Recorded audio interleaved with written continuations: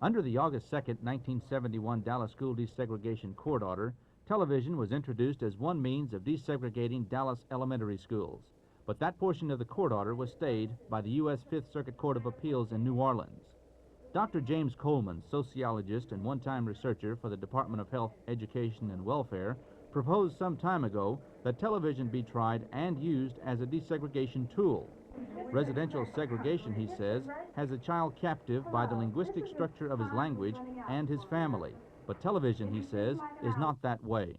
This is not true when educational television can invade the home in such an attractive format as is true in Sesame Street. So I think that it does have some of the same kinds of implications that school desegregation does, that it kind of opens a set of windows for them that didn't exist before. But what about using television just so that children in a classroom can see other children in another classroom in another part of the city? Well, I think that's a kind of thing which is interesting. I've proposed a long time ago that kind of interaction between classrooms by electronic means be tried and be used, and I think it should.